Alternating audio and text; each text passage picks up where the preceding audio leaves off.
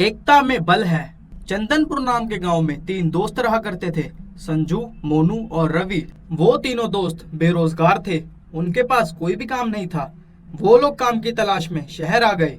बहुत दिनों तक खूब तलाश करने पर भी उनको एक भी नौकरी नहीं मिली। अरे इतने दिन हो गए काम ढूंढते हुए, हमें तो कोई भी काम नहीं मिला। मैं तो अब वापस गांव जाना चाहता हूँ। मुझे तो लगता है थोड़ी सी और कोशिश करनी चाहिए, क्या पता हमें कोई ना कोई काम मिल जाए। अरे भाइयों, मेरे पास एक तरकीब है। क्यों ना हम गन्ने के रस का ठेला लगा ले। गन्ने का रस? बात तो तुम ठीक कह रहे हो।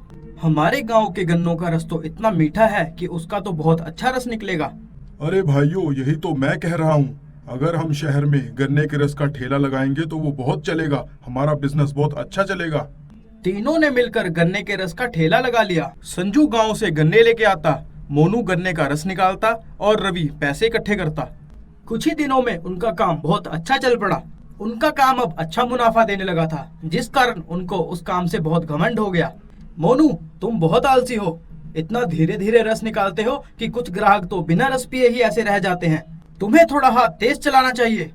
अगर ऐसी बात है तो कल से तुम ही रस निकाल लेना, मैं पैसे इकट्ठे कर लिया करूंगा। बड़े आए मुझे मेरा काम सिखाने वाले। देखो, तुम सब लड़ो मत।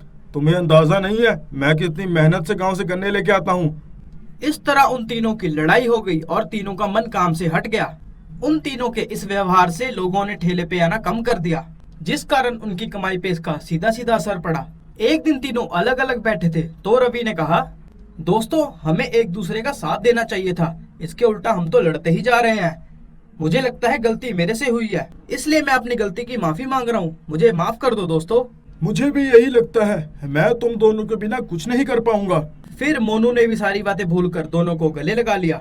अब वो तीनों अपनी अपनी गलती को समझ चुके थे। अब वो तीनों इकट्ठे हो गए और अपना काम और ईमानदारी और सच्चाई से करने लगे, जिससे उनका बिजनेस दोबारा से बहुत अच्छा चल पड़ा। इसीलिए तो कहते हैं दोस्तों, एकता में ही बल है।